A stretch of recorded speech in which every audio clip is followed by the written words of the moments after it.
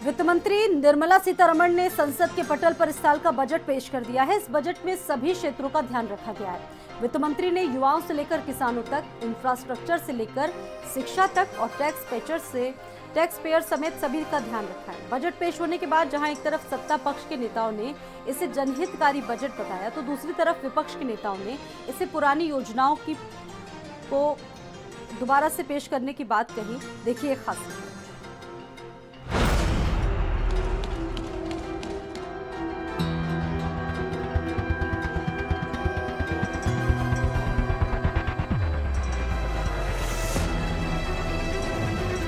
नौकरी पेशा वर्ग को 2014 से जिसका इंतजार था, वो बजट 2023 में पूरा हो गया।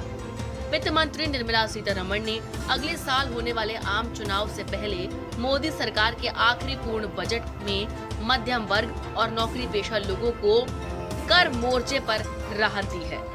इसमें नई कर व्यवस्था के तहत 7 लाख रुपए तक की आय पर अब कोई कर नहीं लगेगा। इसके अलावा पहली बार नई कर व्यवस्था के तहत भी स्टैंडर्ड डिडक्शन के लाभ का प्रस्ताव किया गया है। तो वहीं सत्ता पक्ष ने बजट की जमकर तारीफ की। अमृत काल का ये पहला बजट विकसित भारत के विराट संकल्प को पूरा करने के लिए एक मजबूत नींव का निर्माण करेगा। ये बजट वंचितों को वरीयता देता है। ये बजट आज की एस्पिरेशनल सोसाइटी, गांव, गरीब, किसान, मध्यम वर्ग सभी के सपनों को पूरा करेगा। अमृत काल का पहला आम बजट 2023-24 एक लोक कल्याणकारी बजट है। यह गांव, गरीब, किसानों, आदिवासियों, दलितों, पिछड़ों, शोषितों, वंचितों, आर्थिक रूप से पिछड़े तथा मध्यम वर्ग के लोगों को सशक्त और सक्षम बनाने वाला बजट है। बजट पूरे देश की जनता के लिए बहुत ही अच्छा बजट है। महिलाओं का, किसानों का, नौजवानों का बहुत ध्यान रखा गया है। खास बात यह है कि इंफ्रास्ट्रक्चर पर जोर दिया गया है। रेल यातायात को और बेहतर ढंग से बनाने के लिए अलग से बजट की व्यवस्था की गई है। हवाई यातायात के बारे में अलग से बजट की व्यवस्था की गई है। इसके अलावा विशेष रूप से मेडिकल क्षेत्र को भी, स्वास्थ्य सेवाओं को भी अच्छे से अच्छा करने के लिए व्यवस्था केंद्रीय बजट में किया गया है। तो वहीं बजट को लेकर सपा मुखिया अखिलेश यादव समेत कई दिग्गज नेताओं ने इसे छलावा मात्र बताया। सपा सांसद डिंपल यादव ने कहा कि ये चुनावी बजट है, किसानों के लिए इसमें कुछ भी नहीं है। किसानों की एमएसपी की बात नहीं की गई। रेलवे को पूरी तरह नजरअंदाज किया गया है।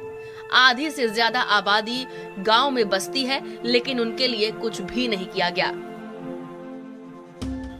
बजट जो मोदी सरकार ने पेश की है, ये तो 2-4 राज्यों के इलेक्शन चुनाव को देखकर ही उन्होंने पेश किया है।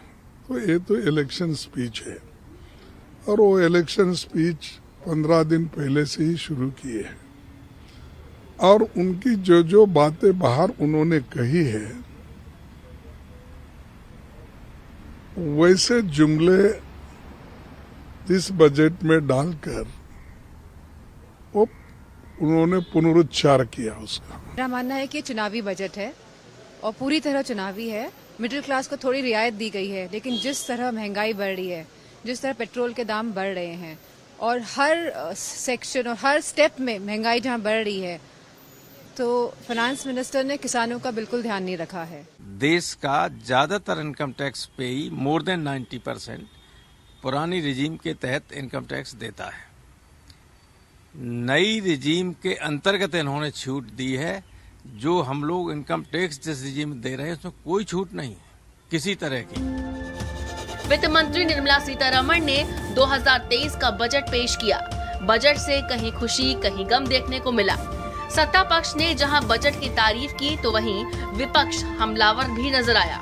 कुल मिलाकर इस बजट से जहां नौकरी पेशा वालों को फायदा हुआ, तो वहीं किसानों के हाथ निराशा लगी। ब्यूरो रिपोर्ट, भारत समाचार।